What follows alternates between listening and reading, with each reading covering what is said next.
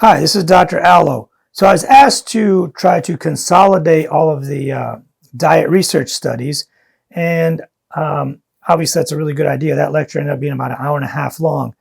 So when it comes to diet research, there's 2 or 3 different kinds of studies. One is a metabolic ward study, where you lock people up into a metabolic ward. You measure their intake, their output, how much they're burning, how much they're not burning, and different things you're trying to test. It's very expensive. You can't do too many people because it's expensive. You're locking people up in a jail for 6 weeks, 12 weeks, whatever it is. And they can't be very long either. Cannot keep people there for 20 years or more. There's epidemiological studies where you look at a population at baseline and you measure some things that you're trying to answer. You try to do like public policy to change how much saturated fat they eat, reduce obesity rates, smoking cessation, whatever it is, and then measure some of these things every like 4, 5, 10 years, 20 years, 30 years, whatever it is, and then look at the general trends in their population. Then there's these like biomedical modules where you look at, for example, like vitamin E. If we think that vitamin E, for example, is an antioxidant and we feed people more vitamin E or infuse them with IV vitamin E or have them eat more fruits and vegetables, then we can look at it and see what kind of effects it had on their cardiovascular risk.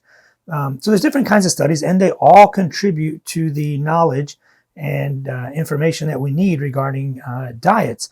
So if I had to summarize all of the diet studies we did, and like I said, it's an hour and a half long. If you want to watch that video, we go through every single study there is. But when it comes down to it, there's a few things that stuck out as very, very important. Because I get a lot of questions like, well, Dr. Allo, what's the best diet? Should I be doing keto? Should I be doing paleo? Should I have Nutrisystem? My friend is selling shakes, whatever it might be. There's all these different diets that have come up over time. When it comes down to it, the diets that they looked at, if they were isocaloric and you controlled for protein, almost every diet worked the same. So if everyone is eating 1,800 calories a day and that's a calorie deficit for them, that's less than they need, and they're losing weight, you're 1,800 calories a day, 160 grams of protein a day, and the rest is any combination of fat or carbs, whether it's high glycemic carbs or low glycemic carbs, whether it's a ketogenic amount of fat or slightly less than that. The outcomes all turned out to be the same. You will lose weight. Your cholesterol will go down. Your good cholesterol goes up. Your bad cholesterol goes down. Your insulin sensitivity improves. Your insulin resistance also improves. Your blood pressure goes down. Your rates of heart attack and stroke go down. All of these things have turned out to be true. One epidemiological study that I thought we should discuss is the country of Finland. About 20, 30 years ago, they decided that we want to reduce the amount of saturated fat that people eat. We want to reduce smoking rates, and we want to reduce obesity. The average person there was eating about 23% of their calories from saturated fat. They were able to get it down to 10 to 12% or so. However, they found that people actually got fatter, obesity rates went up, and smoking rates were not affected and or went up slightly.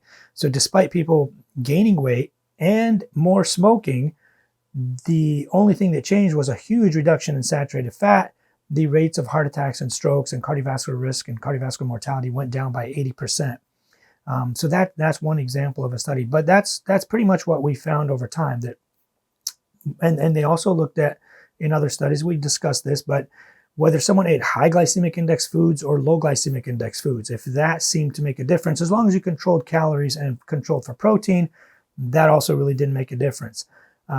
They tried to look at all kinds of factors, whether nutrition timing matters. If you eat 6 small meals a day or 3 larger ones, as long as the calories add up to the same and you're eating the same amount of protein, you will lose weight and all of your health markers improve. Your inflammation, your cholesterol, blood pressure, diabetes, all of that. So what do I tell my patients? You don't have to listen to the hour and a half lecture if you don't want to. My conclusion would be, pick foods that you like. It's very difficult to get somebody on a very restrictive diet. Don't eat carbohydrates, or don't ever eat fat, or don't ever eat this thing or the other thing. As long as it's safe and not dangerous, I tell my patients, go ahead and pick a diet that you like. If you like eating eggs and toast for breakfast, feel free. If you like eating chicken and salad for lunch, feel free. If you want to eat a Pop-Tart every once in a while, feel free. but make sure it adds up to the correct amount of calories. As long as you're in a calorie deficit and you're trying to, and your weight is coming off, you'll be fine. Now, there are some diets that are probably dangerous in some of my patients, cardiovascular patients who smoke, obese, had heart attacks and stents or strokes. You probably don't want to be on a ketogenic diet with lots and lots of saturated fat, because that just confounds the issue and makes it worse. Now, we don't know for certain that a ketogenic diet, that amount of fat or the LDL elevation in that kind of a diet for sure will cause heart attacks and strokes. Those studies are ongoing. But what we do know that without question, high LDL correlates with heart attacks and strokes. And if you bring it down and it goes way down, your cardiovascular risk improves significantly, and in some cases could be completely eliminated depending on how low we get your LDL. So definitely keep that in mind as well when you're trying to tell patients what diets to go on. Also, there was the Twinkie Diet. Now, we didn't mention it in the other lecture, but there was the Kansas State nutrition professor. He's the head of nutrition. His colleagues saw him at lunch eating food that didn't look so healthy, and they were laughing at him or making fun of him. And he wanted to prove a point to them. So he told them, I'll prove to you that you can lose weight just eating Twinkies. And for the next 3 months, he proceeded to eat only Twinkies and supplemented 100 grams of protein a day, because obviously that's very important. He made sure he got in 100 grams of protein a day, whether that was through shakes or whatever it was, and ate only Twinkies. Ate 14 or 1,500 calories a day, lost 27 pounds. So he proved his point. We all know the McDonald's diet, where somebody ate only food from McDonald's off the dollar menu, and they also lost weight because they stuck to a calorie count. Now, I don't recommend any of this to my patients. I recommend that for the most part, 80 to 90% of your food should come from wholesome, nutritious food. That's, like whole grains, lean meats, lots of fruits and vegetables, beans, legumes, those kind of things. Basically the Mediterranean diet. A lot of people look at the Mediterranean diet. There's been a lot of research, and we talked about it in the long lecture, but there's a lot of research behind the Mediterranean diet. Not only is it the only diet that has been proven to reduce cardiovascular mortality, all-cause mortality, and it reduces the incidence of about 10 different cancers. So if my patients ask me, what is one single diet or what is one single way I should eat, the only one with research studies showing that it prolongs life is the Mediterranean diet. And like I said, that's whole grains, lean meats, beans, legumes, olive oil, liquid types of oils with low saturated fat or less saturated fat than other types of fats, and things like fish, those kind of things. Very, very balanced, nutritious diet. Now, you don't have to eat like that every single day, but as long as 80%, maybe even 90% of your meals come from that, then I think you'll do really, really well. The other takeaway is that a lot of these supplements and things that you can buy or purchase over the counter or online, they don't improve or help weight loss at all. Fat burners and metabolism boosters and all of this, we know none of that stuff works. We definitely know there's 3 things that work. One of them is caffeine. One of them is protein. You have to get enough protein. And one of them is creatine. Most people don't get enough creatine. If you supplement it, it can help with a lot of things. Absolutely not necessary. None of those things are absolutely necessary as supplements, but if you get them from natural foods, it's fine too. Now, if you're like really a bodybuilder and want to get like really large muscles, then you probably should consider those. And that's about it. There's really no science to it. What I usually tell my patients, we got to calculate your total daily energy expenditure, or, what calories should I eat to lose weight? We tell people multiply your weight by 10.